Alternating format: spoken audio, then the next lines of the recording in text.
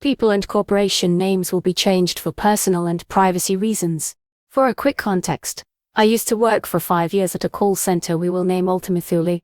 Following my induction back in 2016, I was assigned to a campaign with codename Cube, which handles customer and tech support related to a driving app. I remember it because it was really badly managed. People were constantly rotated and we had at least 4 managers until the end of Cube, which I will explain much later. Onto the main story. It is January 2017. I was assigned to a new work team after my first supervisor and some of my coworkers were fired due to some sketchy fraud. I only survived because I barely interacted with anybody, even to my supervisor. Shortly after starting with this new team, I hit it off with 3 coworkers we will name Carl, Andre and Brianda.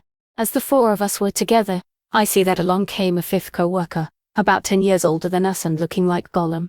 We'll call him Frank. I've seen him around, interacting with my then supervisor until his firing, but he was none of my business at the time. When Frank came to us, he came with an arrogant attitude, demanding us to shut up and to continue doing our respective jobs. I looked at Frank in disgust, as I talked my mind, who do you think you are? He then comes to me, looks to me dead in the eye and says, I know your team was kicked for committing fraud. You do as I say or I will have her take you out. I was like, what the fuck? He is threatening me for no reason and I didn't tell him anything. Frank then leaves while looking at Carl as if he stepped on a dog's fresh turd. Following the whole ordeal, Carl messaged me through HipChat and asked me of what happened with my team. I told him that my team was sacked because of some fraudulent activity regarding use of that certain app. He then replies that some guys of his team were also kicked out for the same reason and that he was looking at him in disgust because Carl is gay. Andre then joins the conversation and adds that since he became floor support, Frank has been on a power trip and demanding everybody to pretty much work like robots. Lastly, Brianda joins and mentions that not only he does this to their team, but also barges into the other teams, terrorizing them into silence. Carl then carries on and adds that people tried to report him with their supervisors and even her, but they were unsuccessful because they were all playing favorites with him. We've continued working and chatting in the meantime.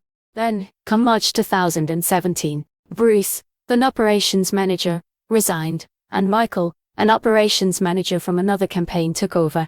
A lot of changes came along with his advent, and as a result, our team was split up. I was assigned to another team, and Frank was changed to morning shift. Ergo, I wouldn't have to put up with his attitude for the time being.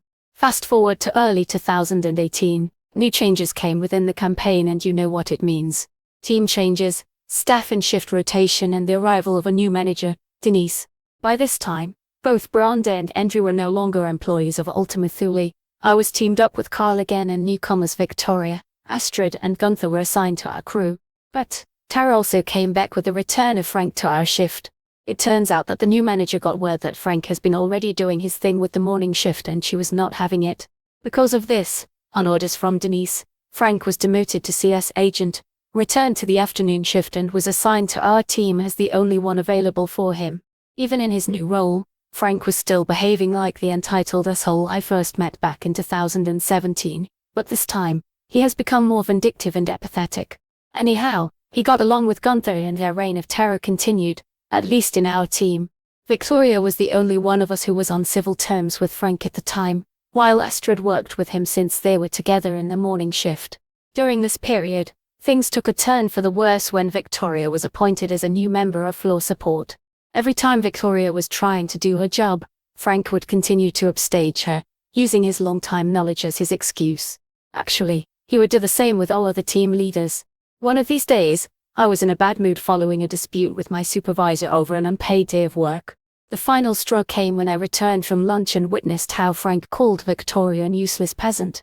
This is when I snapped and yelled at him to shut the fuck up and all the times he made this workplace hell. And if it weren't because he got all the staff eating on the palm of his hand, I would have personally put you out of your misery. My supervisor saw this, broke the dispute and Victoria, Frank and me were called to Hra to testify on what happened. Expecting the worst as Frank was still friends with the Hra staff, I was eventually called and Denise was there, alongside the Hra representative who took this case.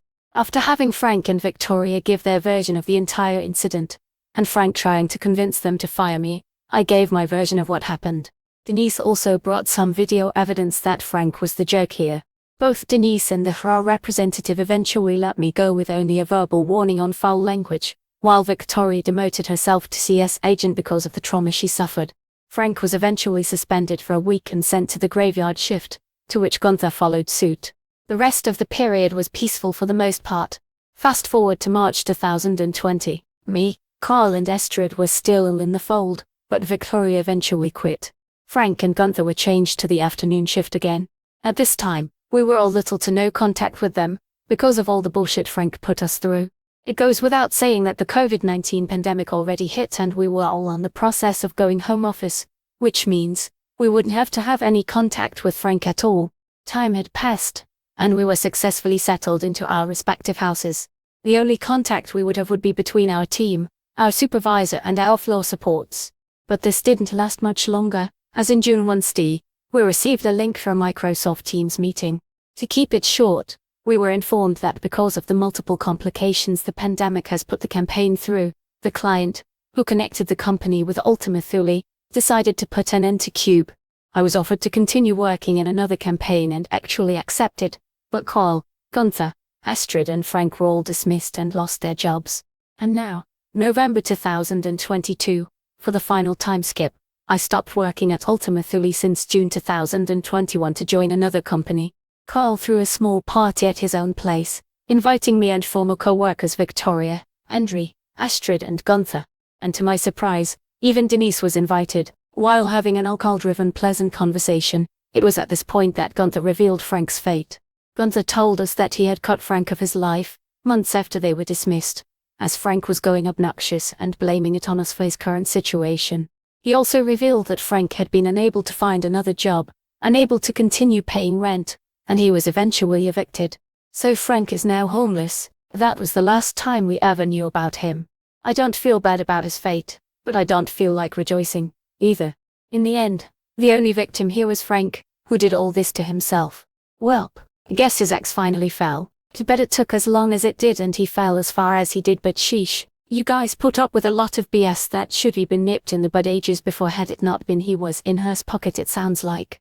Sadly, stuff can go on a long time. I have a co-worker who's been bullying people to the point of quitting for 20 now. Some make their bed, so they get to sleep in it. COVID and lockdown brought a lot of hidden things to light, one being the large percentage of criminals in our society. When face masks were required, they were so happy because that's how they dressed for work anyway, while they robbed, stole, broken, attacked people, etc. Now the Karens, narcissists, sociopaths and other abusive personalities have been coming out of the woodwork and dark shadows. They were there before, but they have, of late, decided not to masquerade as good citizens anymore, but just let it all hang out. It has become easier to tell the sheep from the goats. And now the big day approaches. Comeuppances are in order. Soon all will see as judgments are given. Nobody will feel sorry for the bad ones. They have had plenty of time to get straight and do right. They just don't want to. Sadly, karma,